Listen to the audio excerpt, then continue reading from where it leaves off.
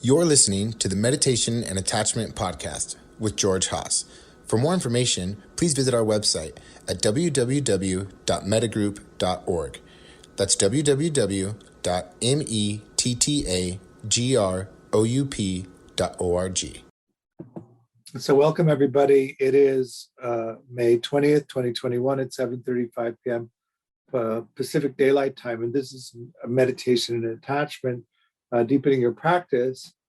We've been talking about the preliminary practices, which I really think of as the attachment work, so that you can stabilize your life, that you can put around yourselves these support teams of people that will really support your exploration. And then what I like to talk about is a path to enlightenment that becomes part of that exploration that you do.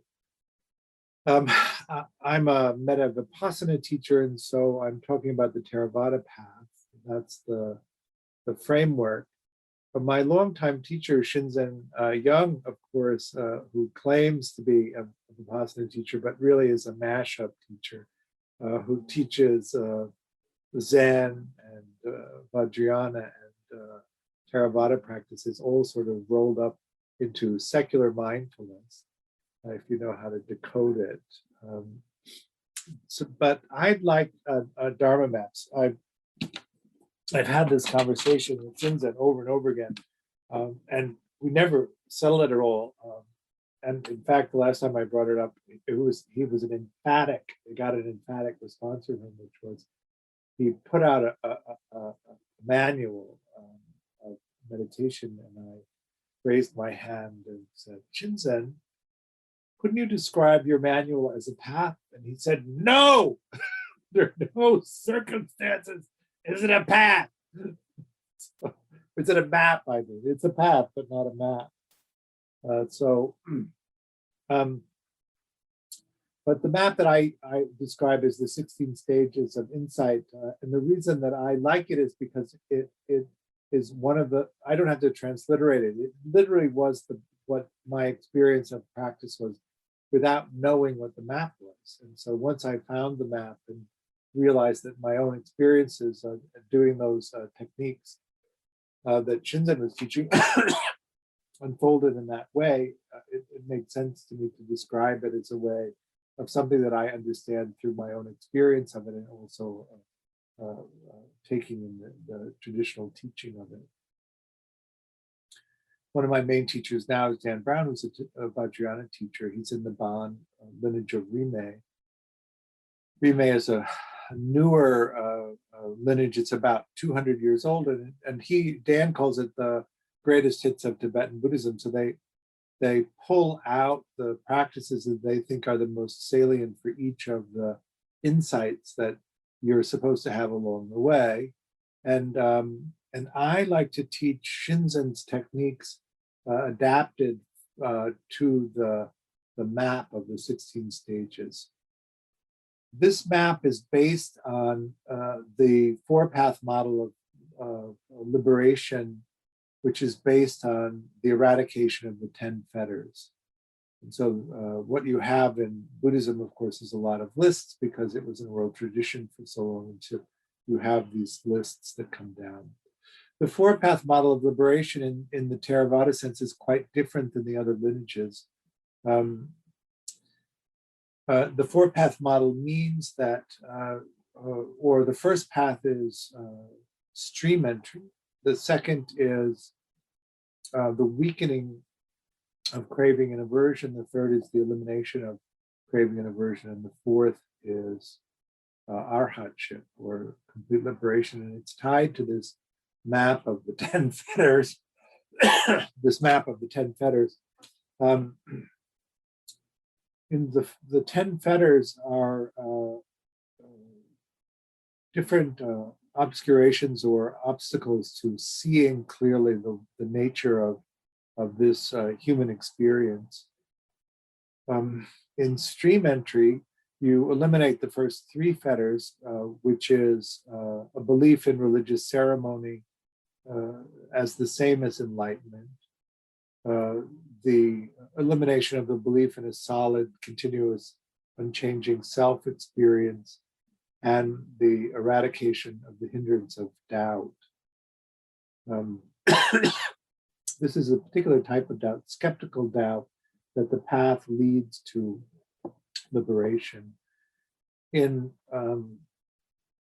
the 16 stages, stream entry comes from the experience of cessation. And when you go into the experience of cessation, what we're talking about is the cessation of awareness. You come from a place of equanimity into cessation, and then when you come out of cessation, there's an experience of watching the sensing experience form. It typically is described as starting with sound and then visual experience, completely non-attached, non-fixated, and then watching the process of fixation happening. And in seeing, in that moment of going from the undifferentiated self into the fixated self, that the self-experience is completely absent in one state and then completely present in another. You have the insight that the self is not substantial. That's where that comes from. In the second path, which is also described as having a cessation event, the effects of craving and aversion are weakened, but not eliminated. And it's only in the third path that craving and aversion are eliminated. This is also tied into the Buddhist teaching around reincarnation. In stream entry, you were said to reincarnate 7 more times. In the second path, the weakening of craving and aversion, one more time. And then once you reach the third path where you've eliminated craving and aversion, you're no longer reincarnated. This is a contrast really to the Mahayana teachings, where the Bodhisattva vow is often in play, where you make the intention to be continuously reincarnated until all sentient beings are liberated. In the Theravada or the Hinayana school, that isn't actually present in the teachings. You're really going for your own liberation and not restraining that for the liberation of all beings.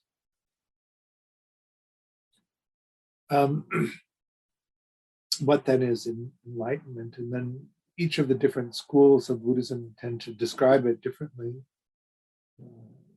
In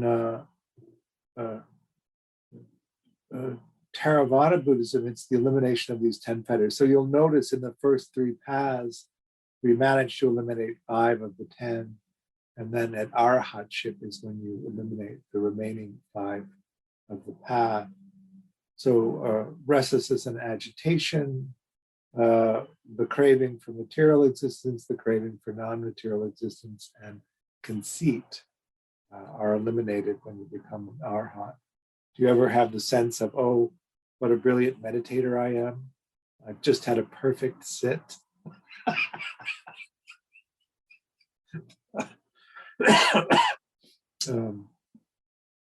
I've attained so much in my practice, all of that stuff that if you get into it, some people practice meditation like a competition, and we call it state envy, where somebody gets into a state and they describes it, and then you're consumed by envy that you haven't actually had that same experience.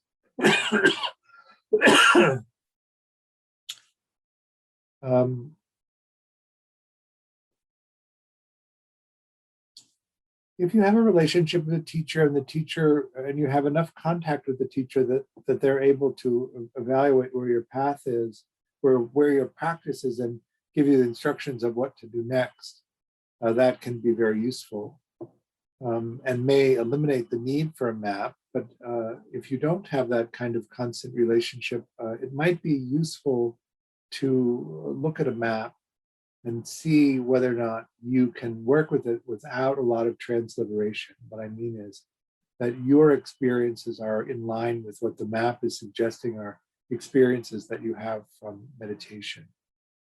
one of the things to understand about this is that you tend to have the kind of insights that come from the kind of practice that you do.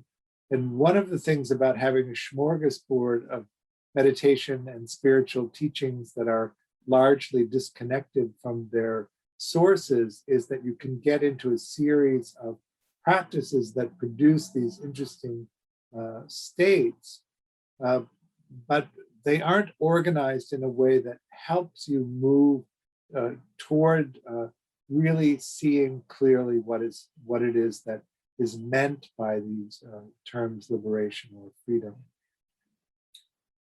Christian?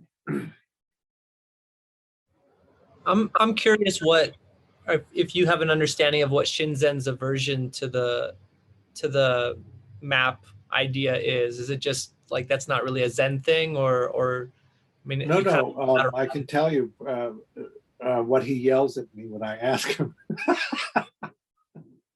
is that the maps aren't universal. Some people have to transliterate them in order to the map to make sense, and he's looking for theory of everything. He wants a map that's universally usable by all people. I don't have that need, and so it doesn't frustrate me particularly that some maps make sense to me and some maps don't make sense to me. I'm more inclined to take the easier approach, which is to simply go with the maps that work for me and leave all the other maps alone. Dan also teaches maps in a way.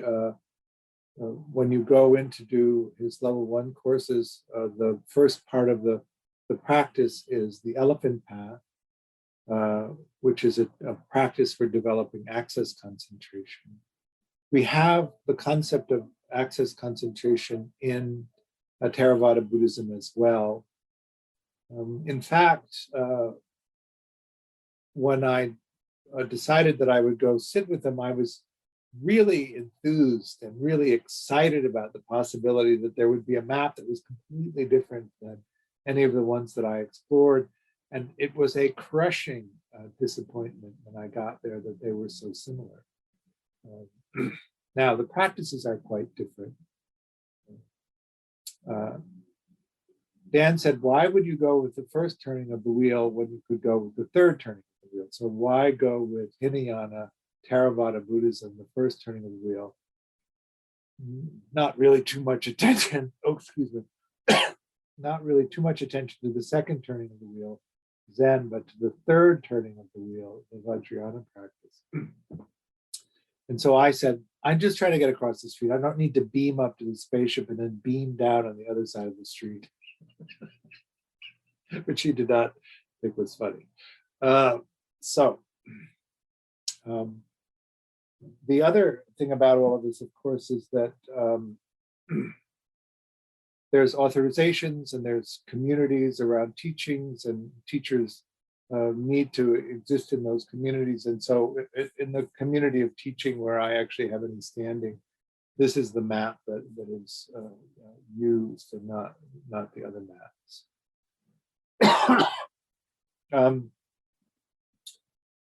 If you want to explore deeply this map, there's a book called Manual of Insight by Mahasi Sayadaw, which was translated by the Vipassana Metta Foundation Translation Committee. And one of the consultants that they use is the teacher that I have in Myanmar, U Indika Sayadaw, who talked about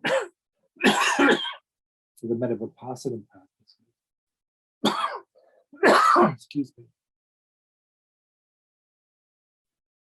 I like to say I like the Metta Vipassana approach to practice, mainly because coming up in the way that I did and the way that I learned to regulate my emotions, I was savage with myself in terms of my own internal dialogue. And in the early days of practice, when metta was really not offered too much, And it was straight insight practice, straight Vipassana practice. It was very difficult to touch into these difficult experiences around my conditioning, and then not have any good way of regulating that experience, and then just not meditating anymore until I came back into regulation. The way that I began to deal with that savage self-criticism was by using metta practice. But I was already, years into my Vipassana practice by the time it really even appeared on my radar. But then going into Mahasi's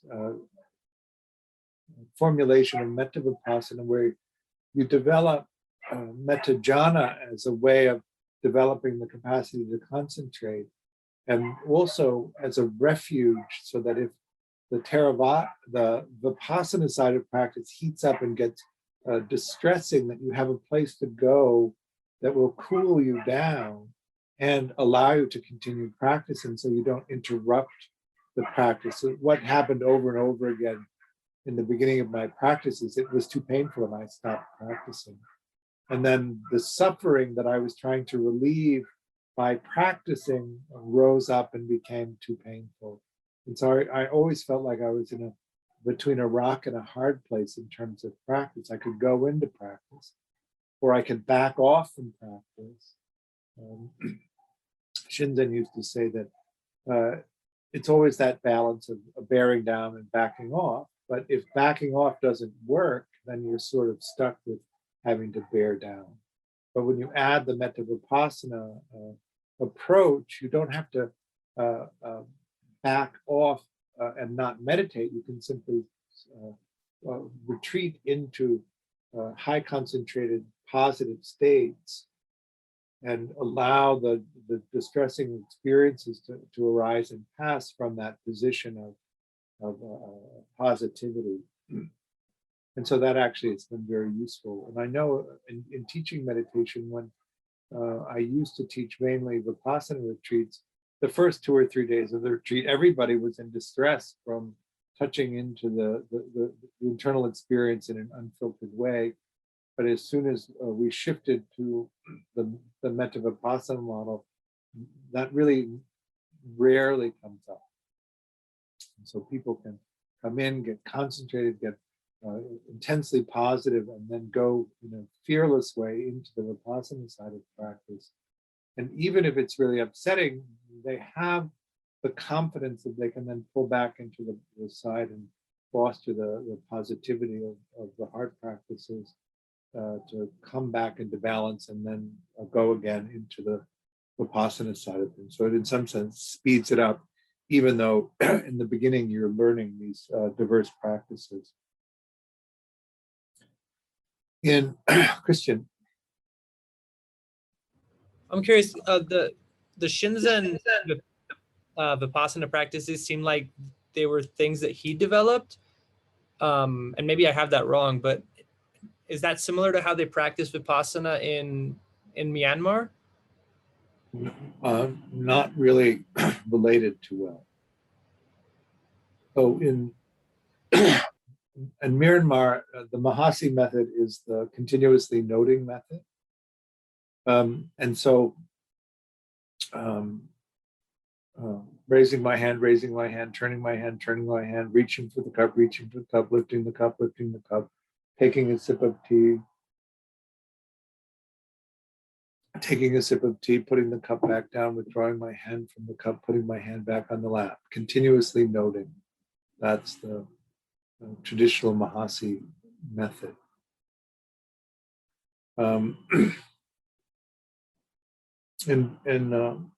Shinzen, I think, will say that he didn't develop see, hear, feel, he refined see, hear, feel. One of the things about being a meditation teacher, of course, is that people express their experience of how they're meditating, and from your perspective of the teacher, you can see things that might be really useful if they were refined and broadly used. and then develop from there. One of the things that's useful about having a teacher that actually is practicing and pursuing their own path is that they keep discovering things on their own, from their own personal practice, that they then can feed back into the teaching. Sometimes in the West, you encounter teachers who've long since abandoned their own practice and are simply inhabiting the teacher role. And so what you'll notice in those kinds of teachings is that they stay relatively the same. And often don't evolve. As your own experience gets deeper and deeper, of course, you can see things more clearly, and from that place of more clarity, you can describe them in a way that is more communicative of practice. So what I thought I would do is, over the course of the next few weeks or so, begin to talk about this map, and then to offer practices that illustrate the spots on the map. One of the things about moving through the map is you move very quickly into areas that are really advanced practice. And so that if you don't have a practice that's that developed, it becomes theoretical rather than something that you can actually do through practice. You don't get the direct experience of it because you can't yet do the practices that you would need to do to see them. It isn't so much that you can't do the practice, but you don't have the resolution to see clearly what it is that's being pointed out. And so it begins to become a cognitive practice rather than a direct experiential practice. So I'm not going to go too much further than the first 8 stages or 10 stages. So a little bit around half of the map. Purification of conduct is the first step to come into practice. And I've described this most of my teaching life as, you make a decision to be a good person. You make a decision to lead an ethical life. And in householders, lay practitioners, that decision is to take the 5 precepts and practice them in your daily life. So the practice to refrain from killing, the practice to refrain from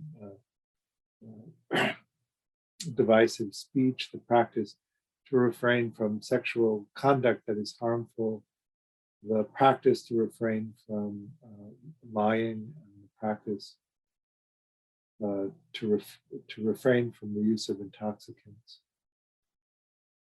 The mind is saying I didn't get the list right, but no, sorry. The 4th one is taking things that are not freely offered. It's an interesting thing. Himsa is the word in Pali for the first one, not killing, not taking life.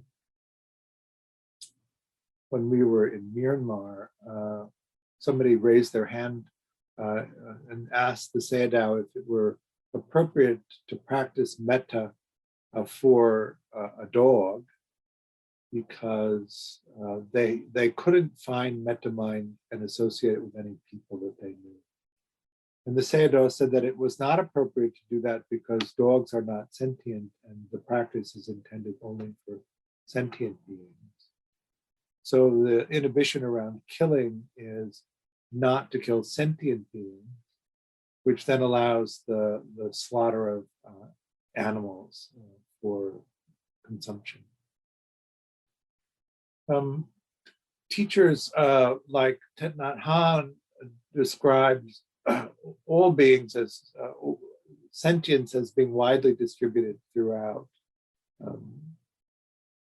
our world, and there was some interesting research around that. They wanted to test whether animals could recognize themselves, which they used as a sign of sentience. And so they put a red dot on the nose of all sorts of different animals and then put a mirror in front of them. Some animals would see the red dot and just wipe it off. And some animals would not see the red dot. And so they wouldn't make an attempt to remove it, which was one of their basic tests of sentience. Did you ever have parakeets when you were a kid, or little bungees? They often put a mirror in a cage with a bungee, because when the bungee sees their own reflection, they think it's a different bird, and they attack it, and it makes a kind of active bird.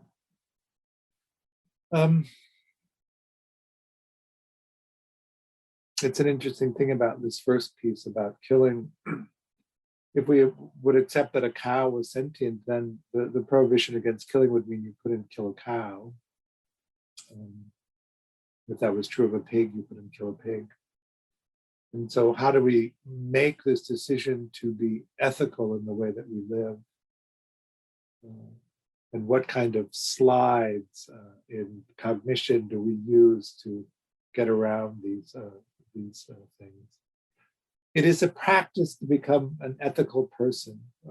We all come out of our family systems with the ethics that our family system teaches us. Most people, I would guess, grow up in homes where the diet includes animal products. I talk about it from my own practice, mainly from the environmental aspect of it. Climate change is upon us, and the circumstances of that are evident constantly. Can we really take that in and then understand that so much of what is driving climate change is animal agriculture? And can we then allow that construct to exist, or do we have to in some way adjust it so that we can tolerate it? So it's a practice where you investigate it. Do you like to gossip? It's one of those fun things, right? And then is it malicious, or is it just a source of entertainment, or in some sense a kind of connection? But how controlled are you around your speech? And do you find yourself free to reveal what you want to and withhold what you want to, and never have that sense of having over revealed and the emotional reactions that come from that? How clear is your sexual expression from exploitation or the causing of harm? And are you responsible there for your conduct? We live in a culture that is very inhibited and restricted around this, and people come out of childhoods often with disabled or distorted perceptions of sexual conduct. One of the things that I use to describe it is that we're all born with this slick, shiny, beautiful sports car of a sexual orientation, but by the time we're old enough to drive, it's a beat up old jalopy because of all the dings that come along it. Did you happen to be prototypically heterosexual in a community that only endorsed that, or did you find that there was variations to that? Did you turn out to be your native gender identity? Was it in compliance with the gender identities that were imposed on you, or did it not really fit? And what was the consequences of that to your own image of that? And then how did that distort your capacity to express that in relationships to others? So there's that exploration and then the shifting of that. So I really think of these as kinds of the preliminary practices really are to get this clear. That's what the attachment work is for, so that you can really get in there and open this stuff up and free yourself of the distortions and the distorted views that come from conditioning, and come into this place where you really can embrace an ethical way of being in the world. Lying is the other one. No, sorry, lying comes under speech. Stealing, taking what is not offered. This is often a relationship to power. In our culture,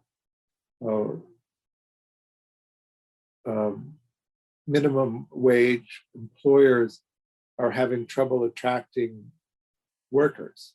I don't know if you follow the headlines. And so the Republican side of our country wants to eliminate unemployment benefits so that people are destitute and have no choice but to accept minimum wage jobs. And the Democratic side wants to continue the unemployment benefits and raise the minimum wage. There was a piece in the paper that I read that the $7.25 pay rate is having a terrible time attracting enough people. At $15 an hour, much less so. At $20 an hour, there's no trouble finding employees. $25 an hour, no problem. $30 an hour, no problem. And so, what is the real issue there?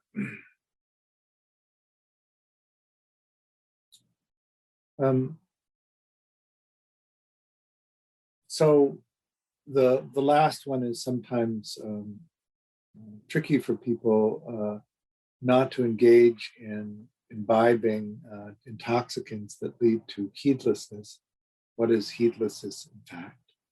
And then how much do you have to use? We do have quite an issue with addiction in this country and around the world.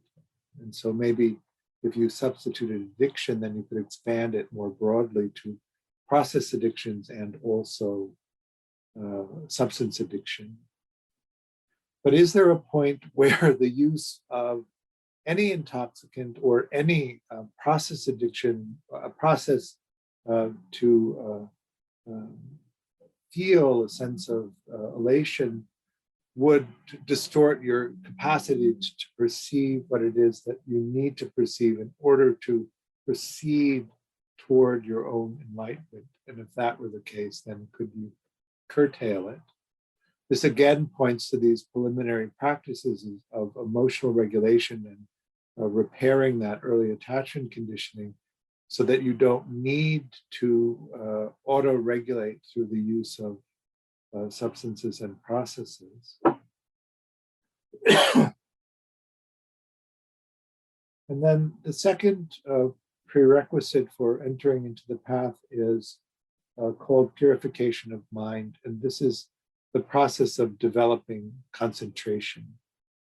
One of the things that I noticed when I started teaching meditation in meditation centers in communities where people did not go on retreat, they often did not have the basic level of concentration to do a Vipassana technique. So many of you who sat with me or sat with Shinzen know the basic see, hear, feel technique, which I would describe as pretty simple and straightforward, and that people should be able to pursue that. But teaching in the meditation center that I was teaching at, people did not have enough concentration to actually be able to do the see, hear, feel technique. And so it wasn't an experience of seeing clearly what needed to be seen. It was an experience of frustration at not being able to do the technique. And so you really do need to evaluate where your capacity to concentrate is, and then to intentionally develop the level of concentration that you need. We often talk about this as a wet Vipassana or a dry Vipassana practice. A wet Vipassana practice being the intentional cultivation of concentration, and a dry practice being going straight into the Vipassana side. Shinzen, when I started to sit with him, was a dry Vipassana teacher. There was no intentional development of concentration. You just started to do the techniques. They were different when I started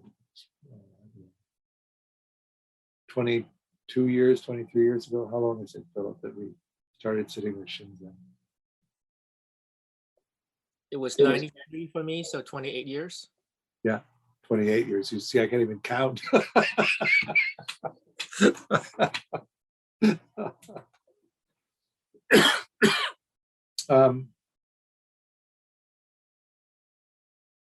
So what I began to do is teach breath counting as a preliminary practice to enter into Vipassana, so that you had enough concentration to be able to do the technique. So we develop it. In the Metta Vipassana model of developing it, you first start with breath counting until you can do a basic metta practice, and then you develop metta jhana to come into high concentration. In Dan's practice, of course, jhana is completely jhana practice is completely unnecessary and a false path. But you really only need access concentration. And because I like to describe things as discrete skill sets, what I think of as what access concentration is to be able to count up and down to 10 at the end of the out breath only for a period of 10 minutes without getting caught up in thinking and losing the count once. That is not a high level of concentration. It's a basic level of concentration. But if you can't do it, then it can appear lofty. But really, if you do a basic intentional practice around developing concentration, it doesn't take that long to get there, a few months maybe. Even I often hear from students that they have ADD or ADHD, and it really is simply that training might take more rigor and more oomph, but you still can train the mind even with that to concentrate. And you'll need to do that in order to proceed into the next phase, which is called purification of view. And purification of view means that you can see clearly how it is, what this human condition is. And knowledge that discerns mental and physical phenomena is the insight that we're going for in this practice. To see clearly the difference between the sensing experience and the knowing what the sensing experience is. Dan would describe that as I consciousness sees light and form, and I mind consciousness sees the chair or the bed or the statue of the Buddha, that the light and form when mind reflects or attaches meaning to what it is. So the pure sensing experience, the physical phenomena, is just that, pure, unattached sensing. In English, attached, non-attached is one of the ways that we distinguish it, but it doesn't mean the same thing as attachment when we talk about the attachment function. So it's often this problem with translating Pali or Sanskrit into English and using the same word to describe completely unrelated things. So one of the joys of the see, hear, feel technique is it's dividing sensory experience into these three broad domains that are fairly easy to grasp. In traditional Buddhist practice, it's the five aggregates or the five skandhas, which is what you're looking at. And the categories are not so clear and easy to distinguish. You're free to look them up. So when we begin this technique of dividing things, we're broadly dividing them into visual experience, auditory experience, and then the felt sense of the body. The felt sense of the body includes taste and smell. So we take the five basic senses that we all know and reduce them into three objects. And then we note them. We allow our attention to be drawn to whatever is interesting. And then we note that. We know where our attention is, which is the function of mind, the sixth sense in Buddhism. We know whether we're in visual experience, in auditory experience, or the felt sense of the body. We soak into the sensing experience of that. And then we generate the single word label that corresponds to that. So the noting and labeling process. Noting you can do with or without labeling, but most of the time at the end of the day in householder practice, using the labeling is helpful because it tends to boost concentration. It activates a different part of the brain than the noting part, so your brain is more engaged in the activity of practice. We just really want to be able to see clearly that the sensing experience is one experience, and the making the sensing experience into something is another experience. In the beginning, without having this insight, we tend to think we're seeing a chair, we're seeing a lamp, we're seeing a book. We don't have the resolution to experience the sensing of it as different from what we make it into. So that's really this first entrance into the 16-stage path. This is the first path. Christian. I guess I didn't realize that I had a question about the difference between the noting and the labeling. Would you say the noting is like when you have a non-conceptual awareness of where you are, and then the labeling would be like, see in or something like that? The label would be what corresponds to where your attention is, but that's way past this initial insight into this is the sensing, this is knowing what the sensing is. So what's the noting then? Noting means that you're noting your experience, marking it. So you know where your attention is, and then you soak into the sensing experience of it. One of the things about consciousness is it runs behind what's actually happening. You could say, I'm sensing and then I'm fixating it into something. That's the experience of the unconscious portion of your experience. But because consciousness runs a half a second behind, that process is almost always complete by the time it enters into consciousness. And so you know first what it is, where it is that your attention is focused, and then you reverse engineer into what the sensing experience of that is like. Does that make sense?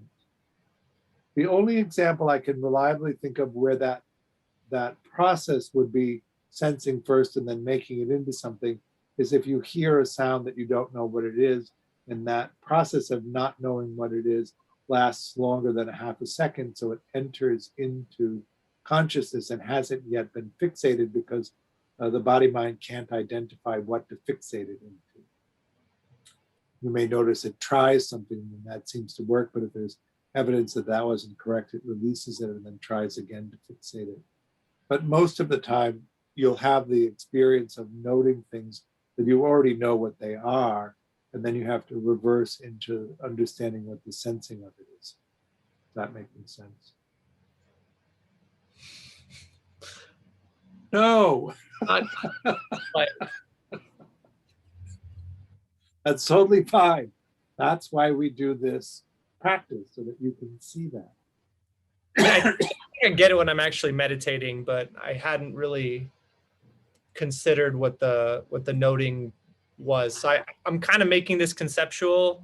I think it works when I'm meditating, but so we're doing this basic seer field. When we move into the second, which is conditionality, we really pay more attention to mind and where mind is pointing our attention. Here, we're simply not restricting or directing our attention in any way. We're just allowing it to move from object to object, and then discerning merely the knowing what it is from the experience of sensing it.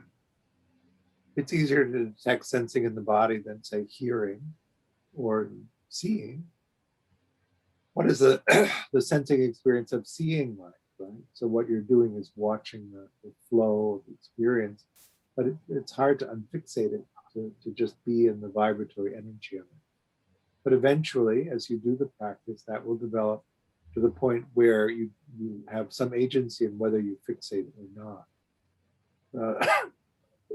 Shinzen calls this flow. So flow experiences begin to become more available to you, and everything doesn't appear solid. Is that making sense? I think so, yeah. So let's go ahead and do some practice. I'll start with a preliminary concentration practice, and I'll do it basically as like a pop quiz so that you can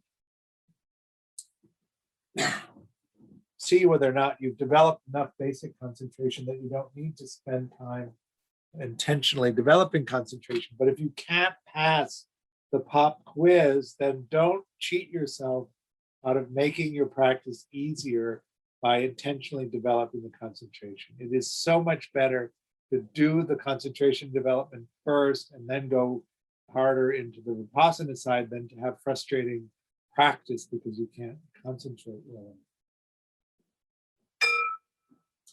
So any comments or questions about that practice?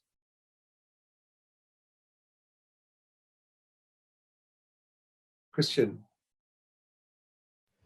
I was able to concentrate during the concentration portion just fine, and then I was like dozing hardcore during the part. Well, that's the hindrance of sloth and torpor. Oh,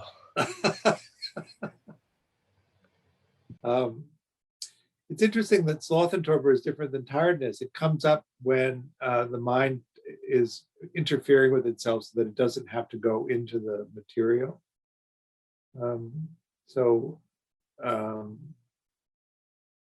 There's some things to do about it, straighten up, see if that helps, open the eyes, stand is the usual set. I like to recommend standing on a chair if it's really bad, because the body mind will then fight with itself about whether to fall or stay awake. And then also walking is one way to do it. But what's interesting is that the mind is putting you to sleep so that you can't discover something. And that's one of the things that makes the investigation of sloth and torpor interesting. What is it in a simple see, hear, feel meditation that the mind doesn't want you to know? You don't have to answer, it's a rhetorical question. That's what makes it interesting to explore in terms of the sleepiness. Philip and I, years ago, would do yasa.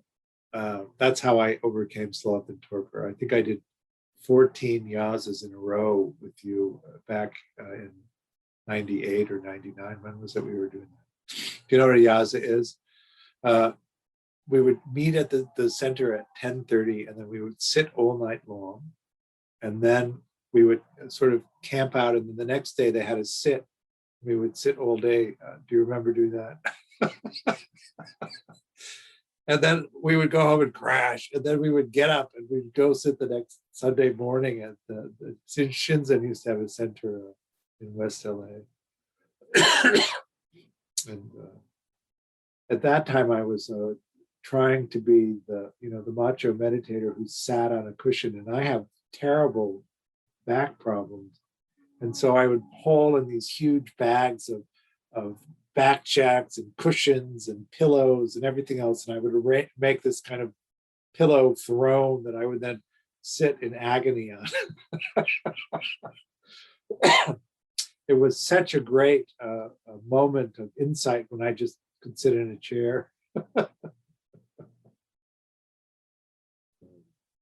you remember that one night, Philip, that we were doing, you do a sort of Zen fast walk in the Middleton, the great things. And we went out of the Zen, it was the Santa Monica Zen Center, and we came out of the center and shot down the alley, this centipede of meditators. And we rounded the corner, and there's a liquor store right between 10th and 11th. I think it's Broadway. And the police had thrown up like 4 or 5 gangbangers, and our little centipede takes the corner, and the police and the gangbangers all turn and look at us, and we just keep going and then turn the corner. It was hilarious. I don't remember that, but Anyway, it was one of the highlights of Yaz.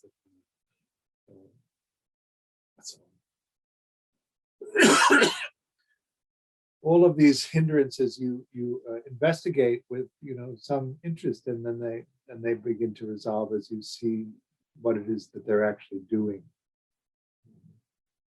Good. Someone else? Juliet? Hi, it's me. I'm using my daughter's. I have a I question. always hope that it's going to be her. No, she doesn't meditate anymore. She stopped a while ago.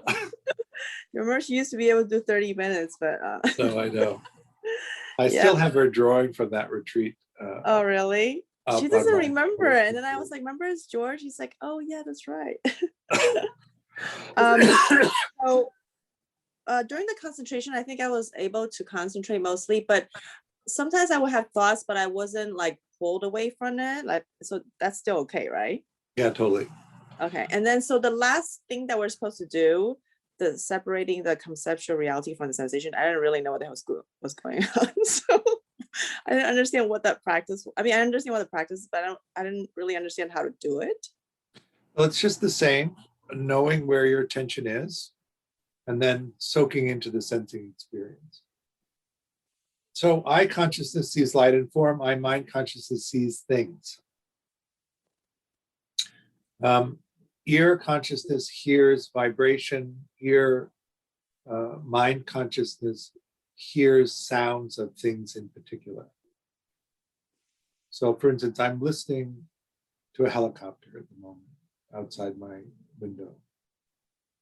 But then I can reverse engineer in just the sound without making it into helicopter sound.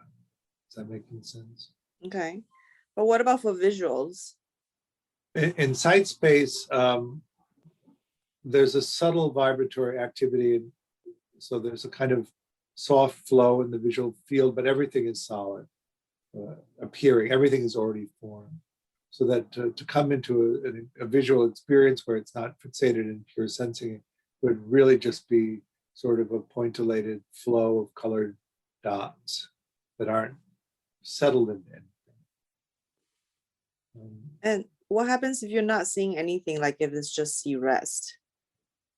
Well, then that's with eyes closed, and that's just see rest. Okay. So you would know that the sensing experience of see rest is what the sensing experience is, and making it into see rest is something else. So you're supposed to be able to separate the two? Yes. I find it really hard. Okay. The only one that I can vaguely do is like feel, because even when I have feel in, I guess like an emotion, I could separate that from the physical sensation. Right. But the hear and the see, they're almost like impossible. Right. So that's where you want to begin to practice so that you can get the resolution to see clearly that the sensing experience, ultimate reality, is not conceptual reality, the thing you make it into. Why this is important is because what you'll begin to discover is that you can take ultimate reality, the pure sensing experience, and depending on conditioning or the distortion of the mind, make it into a wide range of things. This is a very Buddhist idea. In the West, we're conditioned that we see what's out there and we create a working model within us. And that it's largely a direct transfer of what's out there into the working model that we create inwardly. That's going back to Aristotle. That's those ideas. Epicurus said that sometimes if you have strong emotions, it affects the way that it affects the working model, but it's still largely coming from outside in. In Buddhist thinking, we take the sensing experience in, we create the working model internally, and then we project that outward.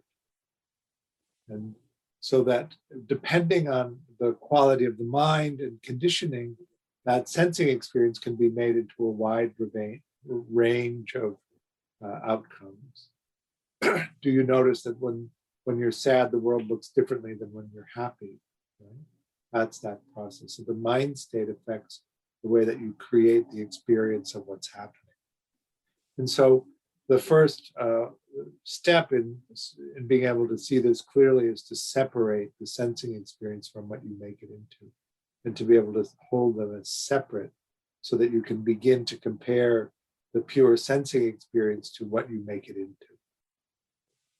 And then begin to reveal the distortions that might be present, or the mind is equanimous, the accuracy of what you're creating in terms of conceptual reality. It will begin to reveal the view, and the view is something that we work with quite a bit in the metta vipassana side, so that we can see whether the mind is creating an accurate reflection of what we're sensing, or whether it's distorted. The Buddha used the metaphor of the mirror, which was a dark glazed bowl filled with water. The mind is equanimous. It's as if the water was still and clear. And so the reflection off the mind of what we're experiencing is an accurate representation of what's there. But if the mind is imbued with lust, it's as if the water were dyed a bright color. And so the reflection off the surface of the mind, off the surface of the water, is distorted by the infusing of color, of brightness. Have you ever fallen in love with somebody and looked at them and they look just completely glowy and delicious, and then 6 months later you're looking at them and wondering what the hell happened to the glow? If the mind is angry, it's as if the water were boiling, right? How clearly do you see things when the mind is really angry, when you're really angry, or does it distort that perception of things? Sloth and torpor, restlessness and agitation, doubt are the conditions that the Buddha described in his instruction. But we can expand that. I like to talk about attachment activations as distorting in a particular way. And that if you can begin to recognize them, then you can begin to employ strategies to settle the mind so that you can come back into a more accurate experience of what's happening. But the first step in that is this process of separating sensing from what you make it into. That's this knowledge that discerns mental from physical phenomena. But let's leave that here because we're out of time. I do have a virtual retreat coming up in June. If you're interested in it, take a look at that. It's on the website. I have a series of day-longs for the meditation and attachment level 1 starting in July. And then we will be starting another level 2 in September. And then being optimistic about the pandemic unfolding in a good way, we might actually do the year-end retreat in person, which might be something to consider going to. But I don't know yet, because if people don't get vaccinated, there's going to be a surge from the summer relaxing of the restrictions, and that could prevent it. I offer the teachings freely, but I do hope that you'll support me by making a donation. Your donation in any amount helps support me, but also the work that Mettagroup is doing. Of course, if you're not resourced, please feel free to come and practice with us. The community is happy to support that. You can find a link for a donation on the website, or if you got an email about the class. Thank you for coming, and we will see you somewhere along the path soon, I hope. Good to see you, Philip. Yeah, great to see you. Good to see you, Arthur. I'm now seeing you. You're well? I'm well. I'm glad. It would be nice to catch up with you. All right. Good night. Bye.